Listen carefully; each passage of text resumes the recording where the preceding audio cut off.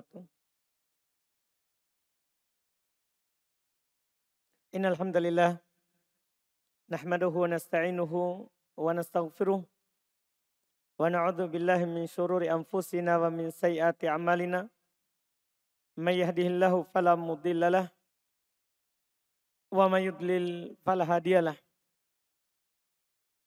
Asyhadu an la ilaha illallah wahdahu la syarikalah wa asyhadu anna Muhammadan abduhu wa rasuluh.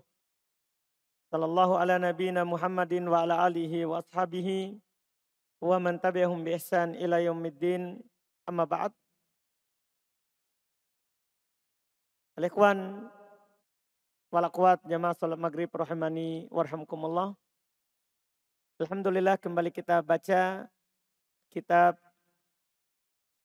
Matan Fikih dalam madhab Syafi'iyah yang ditulis oleh Al-Imam Al-Qadhi Abu Thayyib rahimahullahu ta'ala. Kita di Kitabuz Zakah.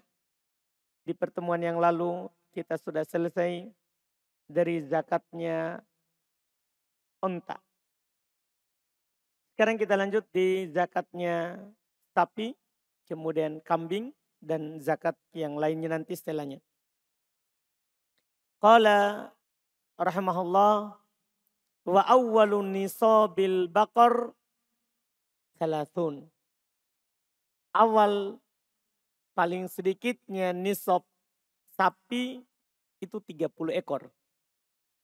Kalau kita punya 30 ekor itu sudah wajib zakat. Kalau sapi, kalau onta awalnya 5. Jadi lebih sedikit onta awal startnya disebabkan karena onta lama perkembangannya. Kalau sapi awalnya adalah 30 paling sedikit. Apa zakatnya? Fawafiha tabi'. Kalau kita memiliki 30 ekor sapi, maka wajib kita keluarkan tabi', yaitu sapi yang berumur 1 tahun dan masuk di tahun kedua. Sapi yang berumur 1 tahun dan masuk di tahun kedua. Itu yang wajib dikeluarkan. Jadi ini harus diperhatikan seperti onta yang pekan lalu. Setiap jumlahnya itu ada kewajibannya. Sudah ditentukan umur yang dikeluarkan. Tidak boleh kurang, boleh lebih umurnya. Kalau tidak punya tabi, boleh lebih tapi tidak boleh kurang. Wafi arba'in, dan kalau memiliki 40, kan paling sedikit 30. Kalau naik menjadi 40, maka musinnah. Maka wajib dikeluarkan musinnah. Musinnah itu dia adalah sapi yang berusia 2 tahun masuk di tahun ketiga. Masuk di tahun ketiga. Dan sapi alhamdulillah lebih mudah perhitungan zakatnya dibandingkan dengan onta. Sapi itu setiap kelipatan 30, maka tabi setiap kelipatan 40 musinnah. Jadi ini lebih mudah sekali. Jadi kalau kita punya 60, apa zakatnya? Kalau kita punya 60 ekor sapi, berarti umur berapa dulu dikeluarkan? Umur setahun, namanya tabi. Tapi berapa ekor? 2. Karena kan 30 kan 1 tabi. Berarti kalau 60, 2 tabi. Kalau kita punya 80, berapa ekor sapi yang dikeluarkan? 2 ekor musinnah. Jadi lebih mudah. Tidak sama onta. Tidak sama dengan onta. Iya, perhitungannya. Dan tidak sama juga dengan kambing. Jadi setiap 30, 1 ekor sapi yang berumur setahun. Setiap 40, 1 ekor sapi yang berumur 2 tahun masuk di tahun ketiga. Begitu seterusnya. Begitu seterusnya. Iya, Setiap memiliki kelipatan 30, nilainya 1 ekor yang 1 tahun. Ketika memiliki kelipatan 40, maka nilainya adalah 1 ekor yang berumur 2 tahun masuk di tahun kedua. Sampai berapapun yang kita punya. Sampai berapapun yang kita punya. Bisa dipahami ini? Dan nanti ada ketemunya. Misal kita kan kalau 90 berapa tabi? 3. Kalau 120 4 apa? 4 120 4 4 tabi. Ini kena juga. 120 ini bisa kena kelipatan 40. Kan 3 kali, ini kan 4 kali 30 kan 120. Kemudian 3 kali 40, 120. Nah, ada ketemunya seperti itu. Ketika ketemu jumlahnya sama-sama, maka boleh kita pilih musina atau tabi. Jadi di sini boleh kita pilih kelipatan 30. Berarti 4 ekor tabi. Boleh kita pilih yang kelipatan 40 karena ketemu jumlahnya. Berarti 3 ekor musina. Jadi kalau ketemu seperti itu langsung saja. Bisa pilih tabi atau apa? Musina. Jadi ada satu jumlah ketika ke atas ketemu. Dari kelipatan 40 dan kelipatan 30. Ini mudah sekali insya Allah. Tidak ada kesulitan. Yang perlu diingat adalah umur yang dikeluarkan. Karena kita selalu diingatkan oleh Nabi SAW. Wa iyyakum wa qaraima amwalinas. Hati-hati hartanya orang yang mulia.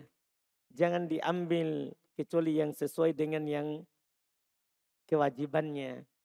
Ya, kalau kewajibannya tabi yang umur setahun, ya itu yang diambil. Kecuali ada keikhlasan dari si yang punya sapi. Saya lagi tidak mau ini tabi. Misalnya dia punya tabi. Ya, dia punya tabi. Tapi dia tidak mau kasih tabi. Dia mau kasih musinah. Ya kan, yang umur 2 tahun. Nah, itu keikhlasannya. Atau yang berumur 1,5 tahun. Itu keikhlasan dia. Adapun pemungut zakat, Nabi telah ingatkan. Hati-hati dari hartanya orang. Ya, karena kita zakat sebagai pemungutnya harus sesuai dengan yang telah ditentukan nilainya. Selesai sapi. Sekarang masuk kambing. Wa awwalu nisabil ghanam arba'un. Awal nisabnya kambing itu 40 ekor. Jadi kambing kalau kita punya 40 ekor itulah awal nisabnya. Sudah wajib zakat. Sudah wajib zakat. Terus berapa? Apa yang dikeluarkan kalau 40? Wa fiha syatun jada'ah minad dha'an au thaniyatun minal ma'zi. Masya Allah. Ini yang ditanyakan pekan lalu. Maka zakatnya kambing. Kambingnya ini kata syah bisa domba bisa maiz. Bisa domba bisa kambing yang biasa. Tapi beda yang dizakati dari domba yang dikeluarkan sama kambing. Kalau dari do'on, dari domba, maka yang dikeluarkan adalah jada'ah. Kalau dari ma'zi, dari kambing, maka yang dikeluarkan adalah saniyah. Jada'ah diperselisihkan umurnya. Ada mengatakan 6 bulan, masuk ke bulan ke-7. Ada mengatakan setahun, masuk ke tahun kedua. Masuk ke tahun kedua. Kalau itu masalah jad'ah. Dan yang dikuatkan dalam madhab syafi'iyah, jad'ah minad dha'an adalah malaha sanah.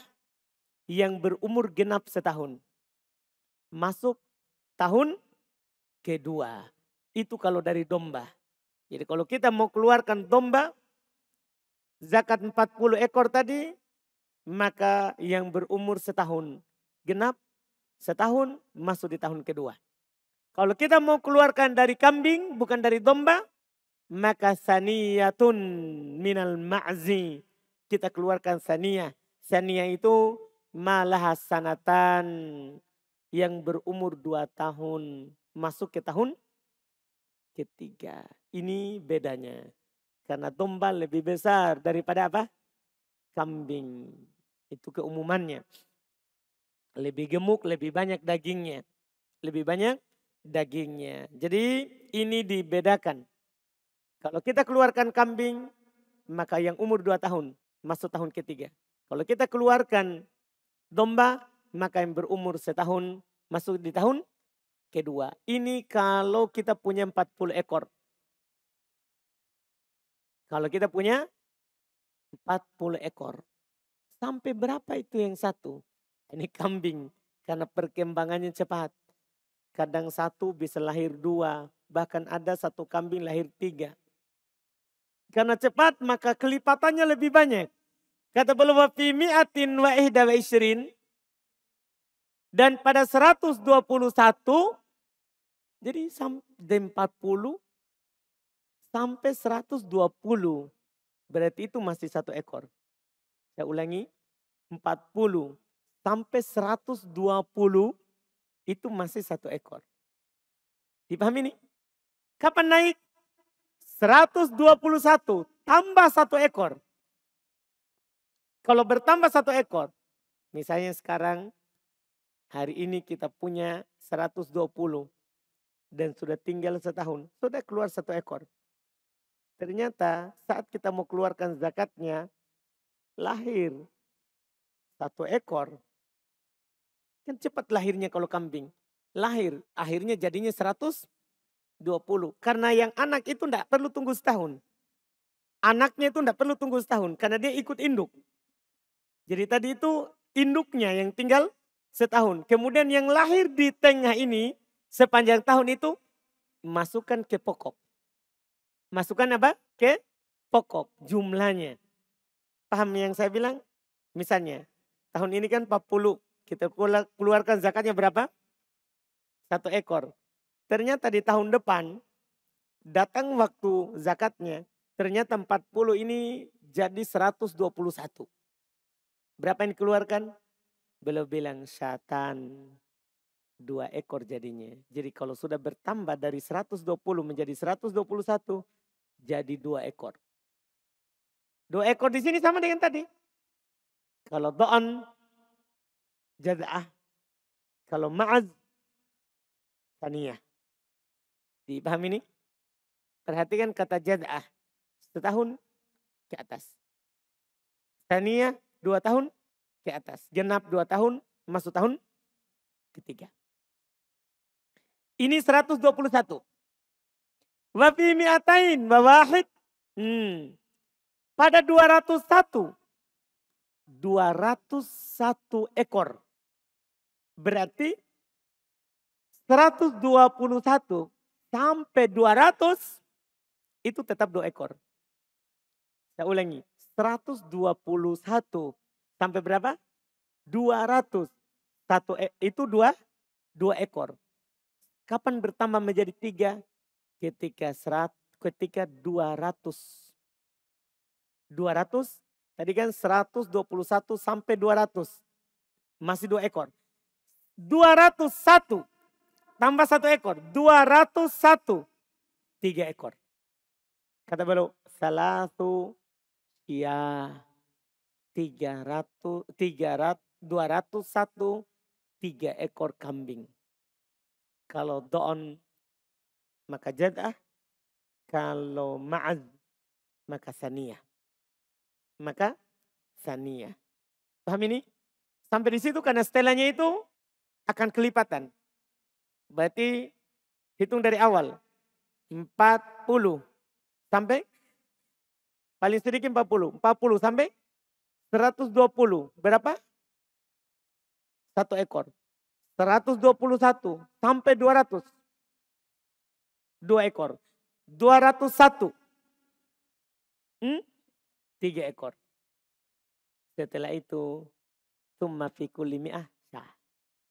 Setiap tambah 100 1 ekor. Paham jadinya? Setelah itu, berarti maksudnya setelah berapa ratus ini? Setelah 200, kita punya kan 201. Berarti tambahan, hmm, tambahan berapa supaya jadi 100 lagi? Hmm? Hmm? Enggak, harus kan kurangi 101. Tambahkan 100 berarti 301 kan 201. Setelah itu 301, 401. Begitu maksudnya kelipatan 100. Jangan langsung tambah 99. Itu namanya bukan 100 tambahnya. Itu namanya tambah berapa? 99, jelas sekali. Kita mau tambah 100. Berarti 301. Berapa ekor? 4. Kan kalau tambah 100 tambah 1 ekor. Kan tadi 201. Berapa tadi? 3. 301. 4. 401. Hmm? Hmm. Hitung baik-baik ini zakatnya orang kasihan. Jangan salah, ulang-ulang dulu. 201. 3 kan? 301. 4. Jangan sampai bilang 3, turun zakatnya lagi. Kan kalau 201 3. Enggak, 2, 3. Itu saja ingat, 2 berarti 3. 3 berarti 4. 4 berarti 5. Paham maksudnya? Karena startnya lebih rendah di awal. 40 ekor. 40 ekor. Setiap tambah 100, zakat 1. Tambah 100, tambah zakat 1 lagi. 100 tambah zakat 1 lagi. Jelas kambing? Jelas kambing ini? Sudah? Alhamdulillah. Aman. Siapa yang punya kambing, itu zakatnya. Siapa yang punya sapi, itu zakatnya. Onta, maka sudah juga selesai zakatnya. Nah, setelah itu, beliau kasih kita faedah. Ini penting sekali, ini faedah yang beliau kasih. Itu kan zakat masing-masing. Bagaimana kalau dipelihara bersama? Kan kadang ada orang punya, dia berserikat. Ini sapi dimiliki oleh 2 orang, 3 orang, 4 orang. Ini kambing dimiliki oleh banyak orang. Ya, gimana kalau campur? Kata beliau, wal kholiton, yang bercampur. Yuzakiyani. Kalau 2 orang ini ya, keduanya keluarkan zakat. Zakat al-wahid, zakat 1 orang. Masya Allah. Kalau bercampur, itu yang zakatnya seorang. Tinggal nanti dia bagi 2 saja. Artinya kalau ada orang punya onta 5 ekor. Nah, dan dia dimiliki oleh 2 orang. Maka zakatnya 1 ekor kambing. Demikian pula kalau ada orang punya 30 ekor. Tapi satunya 15, satunya punya juga 15 ekor. Jadinya berapa? 30 kan, berarti zakatnya tabi. Kalau ada orang punya kambing 40 ekor. 1 orang 20 ekor, 1 orang lagi 20 ekor. Berarti zakatnya berapa kambing? 1 ekor kambing. Tapi ada syaratnya. Bisyara'id sab'ah. Perhatikan syaratnya. Dengan 7 syarat. Jadi ini dihitung 1 zakatnya dengan 7 syarat. Ini nanti memudahkan. Misalnya kalau ada seorang memiliki 40 ekor. Yang satu 40 ekor, satunya juga 40 ekor. Seharusnya kan kalau zakat masing-masing maka keluar 2 ekor. Tapi kalau dia zakatnya berserikat, kalau dia berserikat maka yang keluar satu ekor. Kan kalau 80 itu masih 1 ekor. 80 kambing masih 1 ekor. Tapi ada syaratnya. Jangan sampai orang sembarang dia kasih gabung saja supaya hemat. Kita gantinya tadinya 2 menjadi 1. Kan bisa dibagi 2 kita. Iya, jangan sampai di akal-akal ini ada syaratnya. 7 syaratnya. Idza kanal murah wahid. Kalau tempat istirahatnya 1. Kandangnya. Kandangnya 1. Itu syaratnya. Jadi kalau kita punya kambing. Masing-masing punya 40 ekor. Kandangnya pisah. Maka 2 zakatnya 2 kambing. Tapi kalau kandangnya 1. Satunya punya 40, satunya punya 40. Tapi di satu kandang. Zakatnya 1 ekor. Tidak jadi 2 ekor. Tapi ini baru syarat pertama. Kandangnya 1. Wal masroh wahid. Tempat makannya 1. Tempat gembalanya. Karena kan antum harus ingat juga. Yang wajib zakat ini kan yang digembalakan. Yang makannya di luar. Bukan makan di kandang. Tempat gembalanya 1. Warra'i wahid. Wahidan. Yang mengembalakan juga 1. Petugasnya. Yang memelihara kambing itu seorang. Bukan dipelihara masing-masing. Dipahami ini kan? Kalau dipelihara masing-masing ya masing-masing zakat. Kalau ini syaratnya apa? Yang mengembalakannya apa? 1 orang. Wal fahlu wahid. Pejantannya sama. Berarti kan gambung nanti pejantannya sama. Tahu kan pejantannya? Nah, yang menjadi pejantan dari semua kambing ini adalah apa? Sama. Dimiliki bersama. Ya. Wal masrob wahidan. Tempat minumnya sama. Wal halib wahidan. Yang memerah susunya sama. Wa maudhi'ul halb wahidan. Tempat diperah susunya juga sama. Ini dipersyaratkan di situ. Yang boleh zakatnya disatukan. Yang boleh zakatnya disatukan. Syaratnya 7. Syaratnya 7. 1. Kandangnya sama. 2. Tempat gembalanya sama. 3. Pengembalanya sama. 4. Pejantannya sama. 5. Tempat minumnya sama. 6. Yang memerah susunya sama. Petugasnya. Ya, sama. 7. Apa 7? Tempat diperah susunya sama. Itu syarat-syaratnya. Yang dizakati 1. Dizakati 1. Dipahami mungkin? Ini yang belum kasih kita faedah terakhir. Untuk zakat ya peternakan. Sekarang kita masuk di zakatnya emas, perak. Kata beliau rahimahullah ta'ala wa awwalu nisabid zahabi. Awal nisabnya emas. Isruna mithqalan. 20 mithqal. 20 dinar. Karena 1 mithqal 1 dinar. 1 mithqal 1 dinar. Awal kalau dibuat dinar sulit kita hitung. Sebentar kita geramkan. Awal nisabnya emas adalah 20 mithqal. 1 mithqal 1 dinar. Berarti 20 dinar. Ini berdasarkan hadis dari hadis Nabi kita Muhammad sallallahu alaihi wa ala alihi wasallam. Ya, dan ini disepakati oleh para ulama rahimahumullah. Tidak ada silang pendapat bahwa ketika seorang memiliki 20 mithqal, 20 dinar, wajib dikeluarkan zakatnya. Sekarang tinggal kita geramkan. Nilainya 1 dinar itu 4,25 gram. Saya ulangi.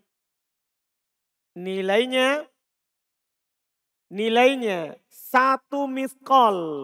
Berapa tadi 1 mithqal? 1 dinar. 1 dinar itu 4,25 gram. 4,25 gram. Kita kali 20. Itu kan 1. Itu 1. Sekarang tinggal kita kali. 20 dikali 4,25 gram. Berapa gram? 85 gram. Itu awal wajibnya zakat emas. 85 gram. Paling sedikit ya. Paling sedikitnya. Dipahami ini? 85 gram. Kalau ada seorang punya 85 gram. Jangan bilang, wah siapa yang punya 85? Saya pernah timbang emasnya. Ya salah seorang orang tuanya ikhwah, orang Bugis. Ternyata ditimbang sudah 1 kilo lebih. Tidak nerasa dia beli ada uang beli, dia beli terus. Ternyata saya timbang sudah 1 kilo lebih. Bukan lagi gram, kilo. Iya, itu masalah. Nah ini paling rendahnya ini. Iya, kalau kita mungkin bilang, masa ada yang punya 85, sekilo saja ada. Apalagi 85 gram. Iya, nah ini kalau sudah punya 85 wajib zakat. Berapa zakatnya? Kata beliau, wa fihi rubu'ul usyr. Pada 20 miskol wajib dikeluarkan zakatnya 1/4 dari 1/10. 1/4 dari 1/10. Mereka bilang ya 1/40. 2,5%. 2,5%. 1/40. Kalau enggak mau repot jangan pakai persen. Bagi saja 40. Itu sudah jadi zakatnya. 1/40. Jadi 85 gram. Bagi 40. Berapa hasilnya? Siapa punya perhitungan cepat? Kita punya emas 85 gram. Zakatnya 1/40. Rubul usyur. Berapa? Mana para penghitung ini? Berapa gram?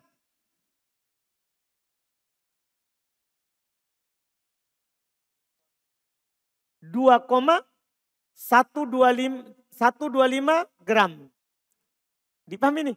Jadi kalau jadi zakat emas itu sedikit sekali. Kalau kita punya 85 itu hanya 2 gram lebih zakatnya. Yakin gitu Abu Rina? Yang salah-salah ini? Karena banyak orang dengarkan zakatnya ini. Berapa tadi? 2,125 gram. Yang salah-salah ini? Banyak orang akan menghitung emasnya setelah ini. Alhamdulillah. Iya, itu zakatnya. Kalau kita punya 85 gram. Setelah itu, iya, tinggal kita hitung. Yaitu beliau berkata, nisfu mithqal. Itu kalau antum punya 20 mithqal, maka zakatnya setengah mithqal. Kan sudah dibilang tadi, 1 mithqal berapa? Setengah mithqal ya jadinya berapa? Dipahami ini? Zakatnya setengah mithqal. Ya setengah dinar. Zakatnya setengah dinar. Sudah dibilang. Wa fi mazada fabihisabi. Dan kalau bertambah, maka perhitungannya langsung sesuai. Kita punya 100 gram. Sudah, tinggal bagi 40. Kita punya 100 gram. Ini kan 85 paling sedikit. Kita punya 100 gram. Nah, dia punya kalung 10, gelang 10. Kiri kanan 10 kan? Ya, gelang tangan 10, 20. Gelang kalung, tadi sudah kalung 10, sudah 30. Anting 10, kiri kanan.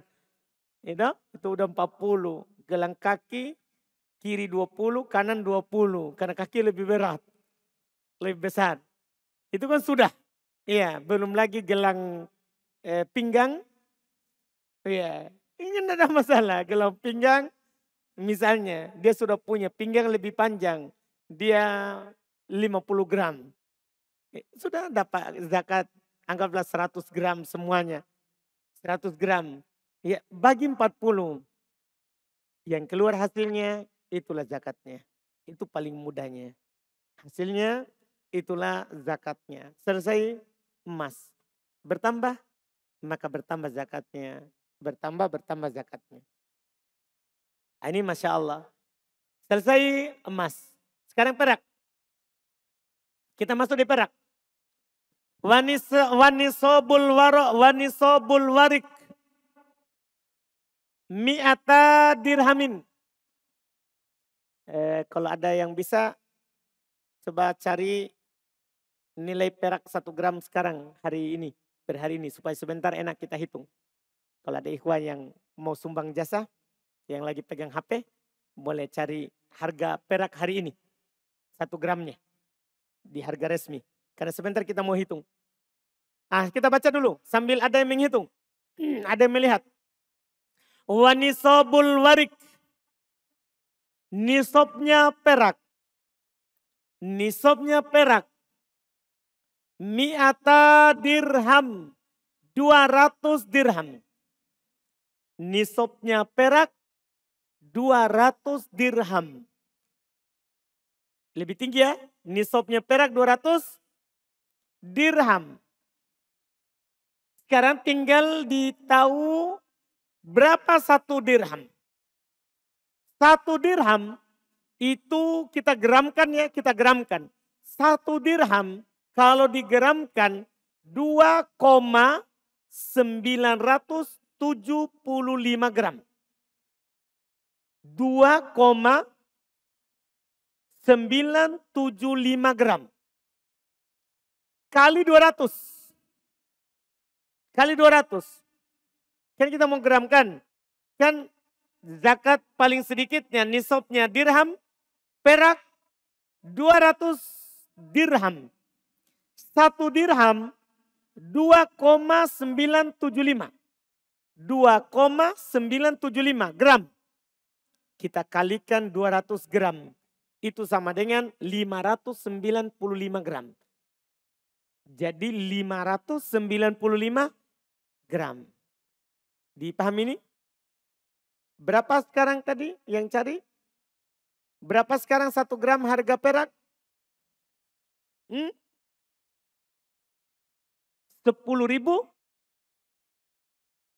kali kita kalikan 595 gram.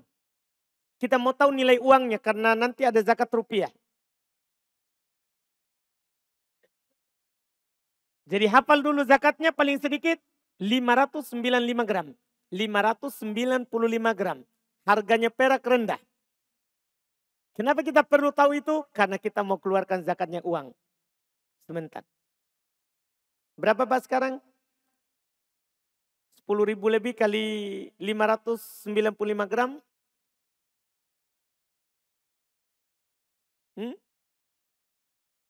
Berapa Pak Hatta? 6 juta 393.000. Baik, di situ nilainya. Jadi banyak angkanya tapi kecil nilainya. Kalau emas kecil nilainya tapi banyak rupiahnya. Banyak rupiahnya. Itu nisabnya perak. Zakatnya sama dengan emas 1/40. Jadi kita punya nilai tadi 6 juta lebih bagi 40. Itulah zakatnya. Paham kan? Khomsatu darohim 5 dirham zakatnya. Kalau kita punya 200 dirham, maka zakatnya 5 dirham. Ini kalau masih dirhamkan. Tapi kan susah kalau kita sekarang bilangnya dirham. Sekarang digeramkan saja. Lebih cepat. Digeramkan saja lebih cepat. Fi mazada fabihisabihi. Kalau bertambah maka tinggal dikalikan. Tambah baru bagi 40. Tambah baru bagi 40. Selesai. Zakatnya dan nilainya. Kalau emas setiap hari kadang naik kadang turun. Kalau perak ini harganya jarang naik. Ya, dan naiknya juga tidak tinggi. Berbeda dengan emas.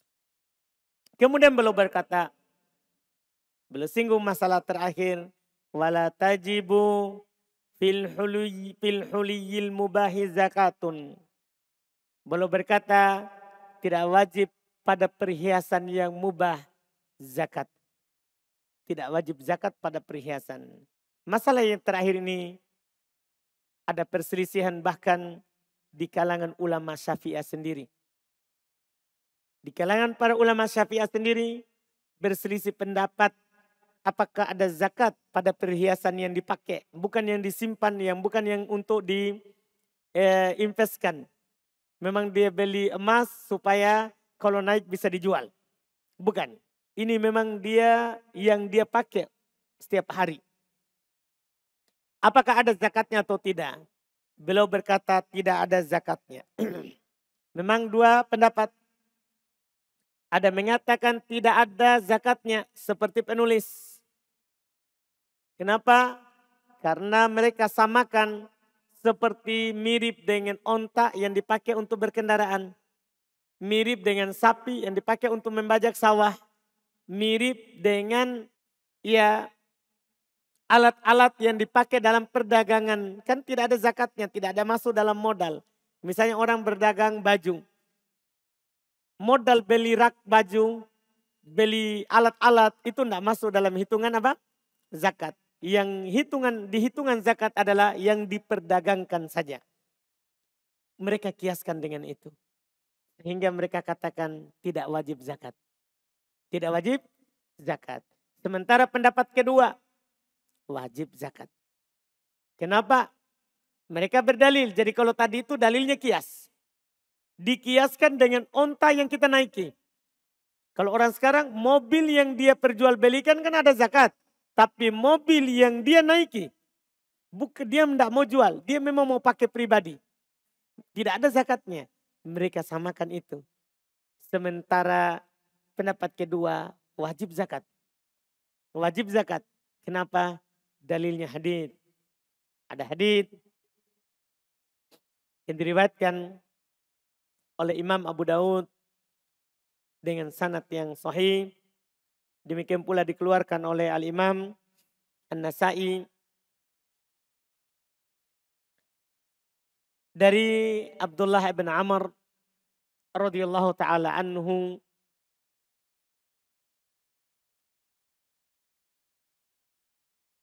bahasanya dia bercerita anna mra'atan atatin Nabi sallallahu alaihi wasallam wa fi yadi ibnatiha masakatan ghalidatan. Bahwasanya ada seorang perempuan, seorang ibu, dia mendatangi Nabi SAW. Di tangan putrinya ada 2 gelang tebal. Min dhahab, dari emas. Faqala laha, ketika melihat itu Nabi berkata kepadanya, kan dia pakai di tangannya. Nabi berkata kepadanya, atu utina zakat hadza? Apakah kamu keluarkan zakatnya ini? Jadi Nabi memang bertanya, apakah kamu keluarkan zakatnya ini? Faqalat la. Dia bilang tidak. Kata Nabi, ini membuatnya wajib. Ayasurruki an yusawwirakillahu bihi ma yaumal qiyamati sawaroini minnar. Apa kamu senang Allah merubahnya nanti pada hari kiamat menjadi 2 gelang dari api neraka? Ini menunjukkan wajibnya karena Nabi bilang api neraka. Apa kamu suka nanti ini menjadi lempengan dari api neraka? Ini perempuan ini sahabat. Iya. Langsung kata Abdullah bin Amr, fa'akhola'at huma wa alqat huma ilan nabi wa qalat huma lillahi wali rasulih. Langsung dia cabut kedua gelangnya tadi itu dari anaknya. Dan dia berikan kepada Nabi. Dia katakan ini untuk Allah dan Rasulnya. Maksudnya dikeluarkan langsung sumbang. Ini masalahnya neraka diancam. Syahid kita itu hadisnya. Dalil mereka ini dan ini pendapat mayoritas. Ini Nabi mengatakan kamu keluarkan zakatnya. Dia bilang tidak. Keluarkan, itu akan menjadi lempengan dari neraka pada hari kiamat. Karena orang yang menimbun emas, orang yang menimbun perak, tidak mengeluarkan zakatnya, di hari kiamat itu akan menjadi musibah untuknya. Allah Subhanahu wa taala berfirman, "Walladzina yaknizuna adz-dzahaba wal fiddah wa la yunfikunaha fi sabilillahi fabashshirhum bi'adzabin alim." Orang yang menyimpan emas dan perak tidak mengeluarkan zakatnya di jalan Allah, fabashshirhum, berikan kabar gembira kepada mereka, an bi'adzabin alim, dengan siksaan yang menyakitkan. Siksaan neraka. Ini orang yang hanya menyimpannya, tidak mengeluarkan zakatnya. Padahal zakatnya itu kan sedikit sekali. Zakat emas, zakat perak itu sedikit.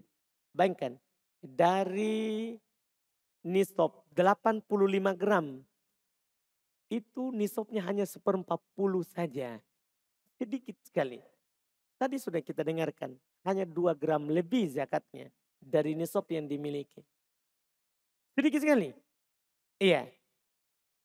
Tapi kalau tidak dikeluarkan zakatnya, maka itu akan menjadi adab di hari kiamat. Dalam hadis yang diriwayatkan oleh Imam Muslim dari Abu Hurairah radhiyallahu taala anhu, "Ma min sahibi dhahabin wala fiddatin." Tidak ada pemilik emas, tidak pula pemilik perak. La yu'addi min haqqaha, tidak mengeluarkan darinya haknya, yaitu zakatnya. Illa kana idza kana yaumal qiyamah, kecuali kalau datang hari kiamat. Suffihat lahu safaih min nar, akan dibuat darinya lempengan dari lempengan api neraka. Fa uhmiya 'alaiha min nari jahannam, maka lempengan itu dipanaskan di neraka jahanam. Fatuqwa biha jabhatuhu, maka disetrika dengannya jabahannya. Dibilang jabah bisa dikatakan jidatnya, bisa juga diterjemahkan punggungnya. Disebutkan dia bagian depannya, wajambuhu, sisi kiri kanannya, wadhahru, dan punggungnya. Iya, itu setiap yang dia simpan. Kullama barodat u'idatlah. Setiap dingin, karena menyentuh kulit orang kan dingin. Setiap dingin dipanaskan lagi, disetrikakan lagi. Ini hadis umum. Ini hadis umum yang menerangkan apa yang Nabi katakan tadi. Makanya pendapat yang kuat adalah walaupun itu perhiasan, kalau mendapatkan nisab wajib zakat.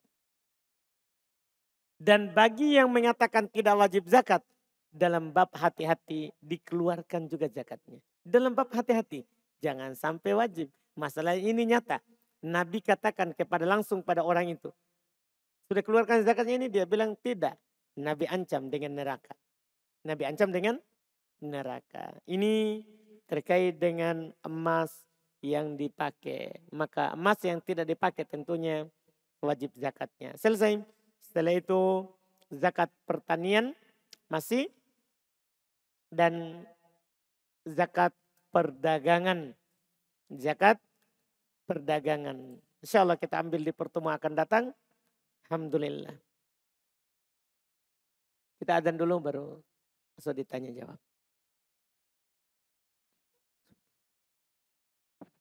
Kita masuk di tanya jawab.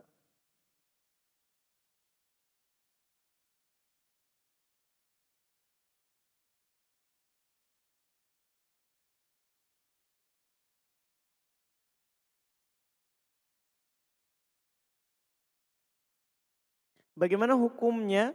Bagaimana hukum menyemen di pinggiran kuburan orang tua untuk tempat anak-anaknya yang ziarah biar tidak becek, tapi tengahnya kuburan dibiarkan begitu saja? Apakah supaya tidak becek harus disemen? Atau bisa yang lain? Itu pertanyaannya. Kalau memang tidak ada jalan lain kan boleh. Tapi kalau ada jalan lain tidak boleh. Karena kan menyemen, mengapuri, mencat, menulis di atas kuburan dilarang. Dilarang. Jadi dilakukan dengan cara yang lain, itu tentunya itu yang harus. Itu yang harus, bukan menyemennya. Karena kita akan masuk di larangan Nabi SAW, dengannya kita akan berdosa karena melakukan larangan. Karena melakukan larangan. Apa hukumnya bagi anak laki-laki yang terlahir di luar nikah kepada adik perempuannya? Apakah bisa jadi mahram dan wali nikahnya? Dan orang tuanya sudah resmi menikah dulunya. Anak perempuannya lahir setelah pernikahan. Kecuali anak laki-laki pertama yang dari hasil orang tuanya melakukan hubungan di luar nikah. Mahramnya. Kalau memang bukan anaknya saja, tapi kan dia nanti jadi seperti anak tiri. Kalau memang bukan anaknya, kan saudara tiri, ya anak dari ibunya, ya kan begitu kan mahram. Yang bukan mahram itu kalau sama-sama dibawa. Ada seorang bapak menikahi janda. Janda ini punya anak satu, bapak ini punya anak satu. Anaknya laki-laki, ini anaknya perempuan. Ini bukan mahram. Yang sama-sama dibawa. Adapun seibu atau sebapak itu kan mahram. Anak seibu atau sebapak itu adalah apa? Mahram. Yang beda itu adalah kalau sama-sama dibawa. Sama-sama dibawa itu yang bukan mahram.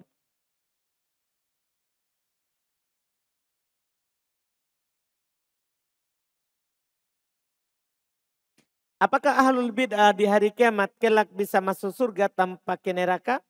Ketika amal kebaikannya lebih banyak dibandingkan bid'ah yang dilakukannya. Ahlul bid'ah diancam dengan neraka. Kita cuma begitu bilang. Kita tidak pastikan dia masuk neraka atau masuk surga. Tidak. Dia diancam dengan neraka. Ahlul bid'ah, kalau dia tidak bertobat dari bid'ahnya, maka dia diancam dengan neraka. Diancam dengan neraka. Kecuali bid'ahnya mengkafirkan, maka ini bukan hanya sekedar dibilang diancam. Tapi ini bid'ah mengkafirkan, dia hukumnya kafir, kekal di neraka.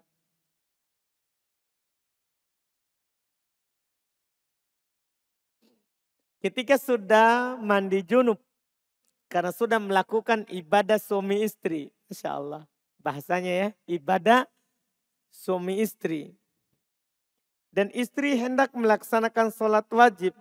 Tiba-tiba di tengah sholat ada yang keluar. Apakah harus mengulangi mandi junubnya? Tidak. Tidak mengulangi mandi junubnya. Kalau itu, karena itu yang keluar adalah tadi yang masuk. Yang belum habis keluarnya. Yang mewajibkan mandi junub itu adalah hanya berhubungan badan walaupun tidak keluar. Atau ya yang keluar. Sudah saat berhubungan badan. Ataupun yang keluar setelah itu tidak diwajibkan mandi wajib.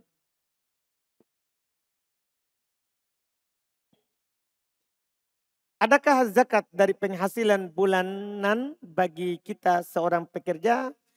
Orang zakat itu sudah kita katakan kan. Kalau zakatnya sudah lewat, zakatnya hewan itu setahun. Zakat emas perak setahun. Sama juga dari zakat rupiah. Kalau tinggal setahun. Kalau bulanan itu tinggal setahun, wajib zakat. Kalau tidak tinggal setahun, tidak wajib zakat. Tidak wajib zakat. Maksudnya zakat wajib. Adapun sedekah, iya. Boleh dia bersedekah sesuai dengan yang dia mau. Zakat wajib tidak.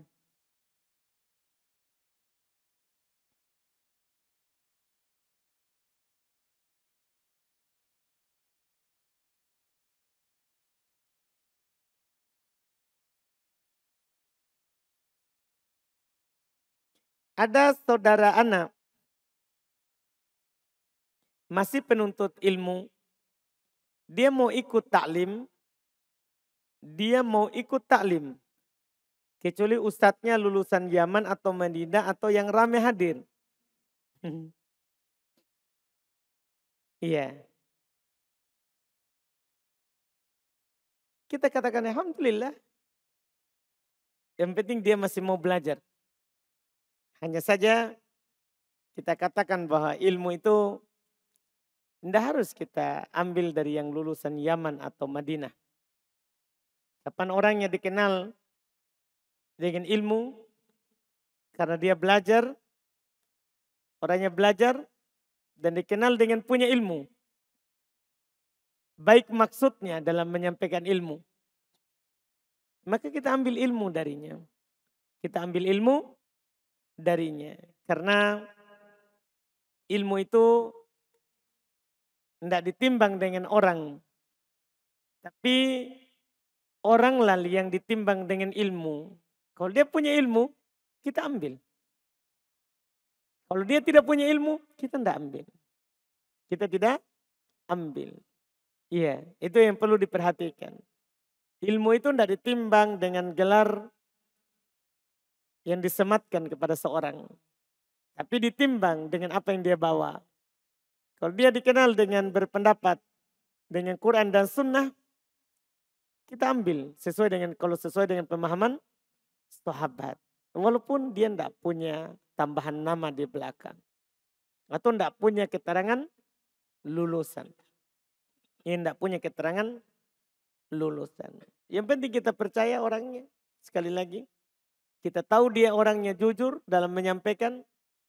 Tidak takut celaan orang-orang mencela dengan menyampaikan kebenaran. Tidak peduli perkataan orang.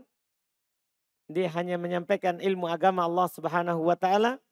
Kita ambil ilmu darinya. Walaupun bukan lulusan Yaman, bukan lulusan Madinah. Walaupun bukan lulusan Yaman, bukan lulusan Madinah.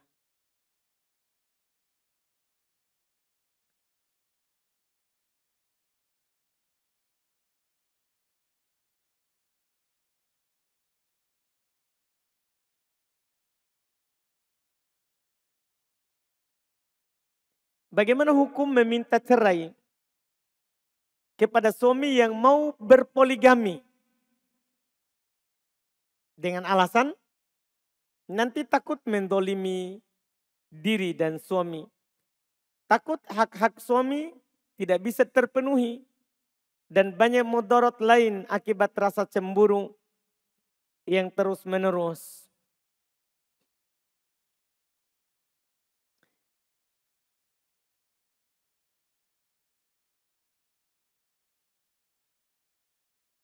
Di alasan yang disebutkan itu alasan yang tidak diterima ya dalam hal syariat. Dikarenakan seorang perempuan kalau takut cemburu, seorang perempuan cemburu tidak berdosa. Tidak dihitung sebagai dosa kalau perempuan itu cemburu. Nah, memang perempuan begitu. Dia cemburu. Iya. Yang terus menerus. Dengan alasan nanti takut mendolimi diri dan suami. Itu kan takut begitu. Apakah pasti seperti itu atau tidak? Ini bagi si istri. Bagi si istri. Jangan sampai kita beramal. Melakukan sesuatu tindakan yang merugikan diri kita sendiri. Menelantarkan nanti anak kita setelahnya. Karena persangkaan saja. Karena persangkaan saja. Ini sekali lagi bagi istri. Iya. Apakah ada jaminan kalau kita minta cerai, kita akan menjadi istri lagi? Menjadi istri yang tunggal nanti setelahnya? Atau jangan sampai kita minta cerai malah kita jadi istri kedua lagi? Itu jangan sampai seperti itu semua dipikirkan. Lebih baik dibicarakan dengan suaminya baik-baik. Dengan suaminya baik-baik. Dia sampaikan bahwa dia tidak bisa diduakan. Dia sampaikan baik-baik. Dan bagi suami, kalau dia tahu istrinya tidak mampu untuk menerima hal tersebut, dan istrinya masih bisa memenuhi syahwat suaminya, syahwat dari suaminya, maka dia pertimbangkan. Jangan sampai dia melakukan yang mubah, dia telantarkan yang wajib. Jangan sampai dia mau melakukan yang mubah, karena hukum menikah kedua mubah. Kalau pendapat Syekh bin Utsaimin, bukan sunnah. Menikah kedua itu hukum asalnya mubah, bukan sunnah. Bisa dibaca di Kitabun Nikah yang diuraikan dengan luas oleh Syekh Ibnu Utsaimin di Syarah Mumti, kalau tidak salah jilid 11 atau jilid 12. Kalau tidak salah, saya sudah lupa karena beberapa tahun yang lalu itu saya baca. Yang diterangkan oleh beliau menikah kedua itu mubah. Bukan wajib, bukan sunnah hukum asalnya. Nanti wajib, kalau dia tidak menikah kedua maka dia akan zina. Istrinya tidak mampu melayaninya. Dia butuh dua yang melayaninya baru bisa terpenuhi syahwatnya. Atau butuh 3 atau butuh 4. Kalau masih 1, kalah. Tidak mampu. Kalau dia tidak tambah dia akan zina. Ini wajib dia menikah. Tapi hukum asal kita tidak lihat kepada keadaan dulu. Hukum asal menikah kedua mubah. Mubah, boleh. Nah, ketika kita tahu dia mubah, tidak boleh kita lakukan karena jika dengan sebab itu kita akan menelantarkan yang wajib. Kan menjaga istri kita sekarang itu wajib hukumnya. Saya ulangi, ini bukan saya membela akhwat dan tidak membantu bapak-bapak untuk poligami. Tapi kita berbicara hukum hakikat. Hukum dasar begitu. Kita berbicara hukum sekarang tanpa condong kepada oh ini ikhwan kawan saya mau poligami, saya sikat saja istrinya. Bukan. Kita berbicara sesuai dengan hakikat hukum syar'i. Berdasarkan yang saya baca dari uraian luas dari Syekh Ibnu Utsaimin, menikah yang kedua, ketiga, keempat, mubah. Apa faedahnya ini kita tahu? Faedahnya jangan sampai gara-gara kita melakukan yang mubah, kita menelantarkan yang wajib atau yang sunnah kita jaga. Istri yang kita punya sekarang itu wajib kita jaga. Tidak boleh ditelantarkan. Karena itu kita menghalalkan kehormatannya dengan kalimat Allah. Kita menerimanya dulu. Ya, dengan mahar, 2 saksi dan diserahkan oleh walinya. Ketika diserahkan kepada kita, maka ketika kita telantarkan kita berdosa. Kafabil mar'i ithman ayyudayyi aman yakutuh, kata Nabi. Cukup seorang itu dikatakan berdosa kalau dia telantarkan yang menjadi tanggungannya. Yang menjadi tanggungannya. Jadi si suami kalau dia tahu istrinya akan minta cerai, sementara juga istrinya dia masih bisa melayaninya, maka dia cukup dengan 1 itu lebih baik. Dia cukup dengan 1 itu lebih baik. Itu lebih baik daripada dia mencoba. Daripada dia mencoba dan akan membuat rumah tangganya tidak bagus setelahnya. Tidak bagus setelahnya. Itu wallahualam. Jadi dipikirkan baik-baik sebelum kita meminta cerai kepada suami kita. Apabila saya mempunyai 20 ekor kambing dan teman saya yang memeliharanya juga mempunyai 20 ekor kambing dalam satu kandang. Apakah hal ini belum dikeluarkan zakatnya? Tadi kan sudah kita jelaskan. Kita ngantuk. Ini kan tadi yang berserikat. 7 syarat. Tidak? Kita punya 20. Berarti berapa ini jumlahnya? Kan 40. Berarti terpenuhi enggak zakatnya 40? Kan terpenuhi. 40 kan paling sedikit. Tapi dengan syarat tadi, 7 syaratnya. Sama kandangnya, sama tempat makannya. Tahu kan? Sama yang menggembalakannya, sama tempat minumnya, sama yang memerah susunya, sama tempat memerah susunya. Apalagi tadi syaratnya? Sama pejantannya. Nah, sama pejantannya. Alhamdulillah.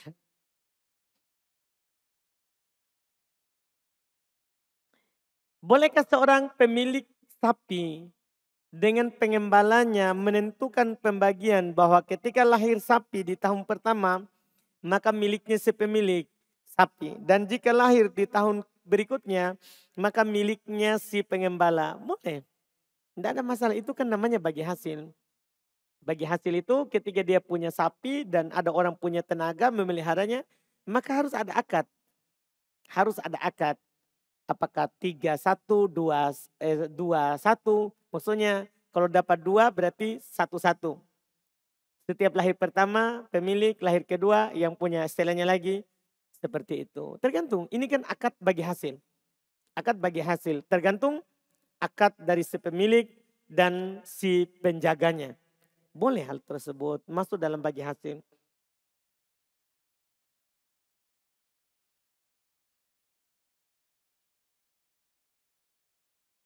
Apakah berdosa orang yang tidak mengeluarkan zakat pada hartanya yang sudah mencapai nisab karena ketidaktahuan?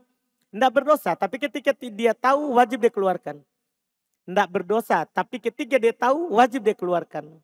Ketika dia tahu wajib dia keluarkan. Misalnya sudah tersimpan 10 tahun, wajib dikeluarkan senilai 10 tahun. Kan sedikit juga yang dikeluarkan. Dalam 1 tahun kalau kita punya 10 juta, kan 250.000. Berarti 250.000 kali 10 tahun. Berapa? Hmm? Berapa kira-kira? 1 juta? 2 juta? Yakin kita? Itu zakatnya. Kita ngitung itu.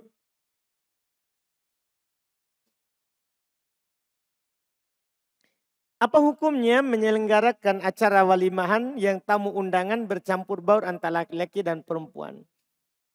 Kita katakan bahwa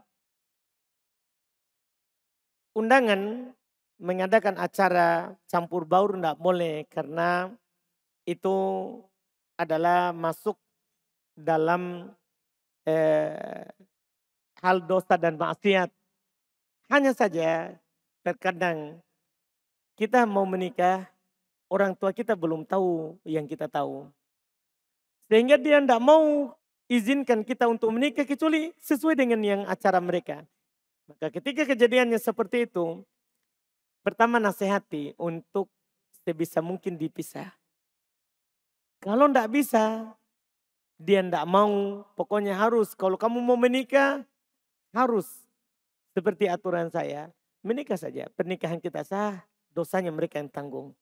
Karena kita sudah nasihati. Pernikahan kita sah, dosanya mereka yang tanggung disebabkan karena kita sudah menasihati mereka. Daripada kita tidak menikah, karena sebagian orang tidak menikah karena hal seperti itu. Tidak, menikah saja.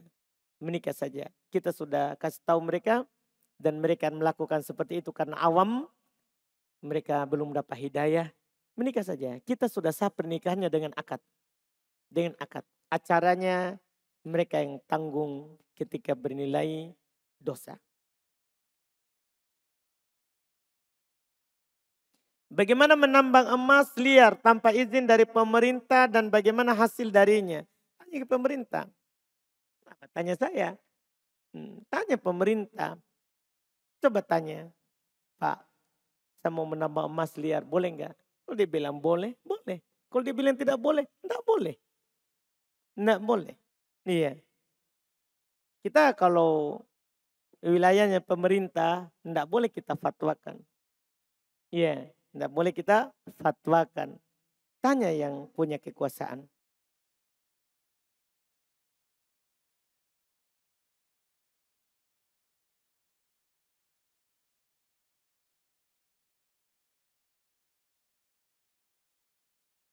Penjual dan pembeli sudah sepakat dengan harga satu barang.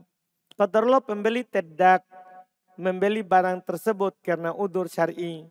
Sebagai permohonan maaf, pembeli memberi dana kompensasi sejumlah uang. Apa hukum penjual menerima uang permohonan maaf tersebut? Tidak apa-apa jika itu dari hati keriduan si pembeli, boleh, halal.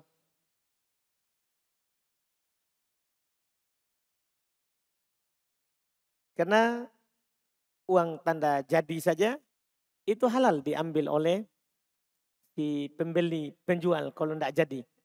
Ada orang mau beli sebuah barang, dia kasih tanda jadi, tapi ternyata tidak jadi. Uangnya untuk yang menjual. Uangnya untuk yang menjual.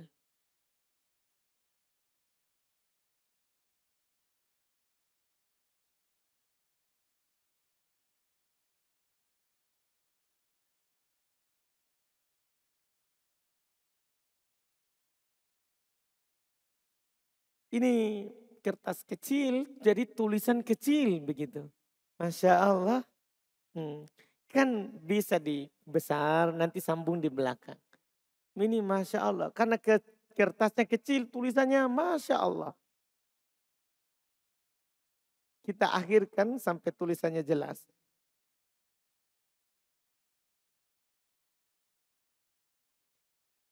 Bagaimana dengan zakat rupiah? Apakah mengikuti perak atau emas? Nanti. Kita kan belum berbicara zakat. Zakatnya apa? Rupiah. Belum. Sabar. Alhamdulillah.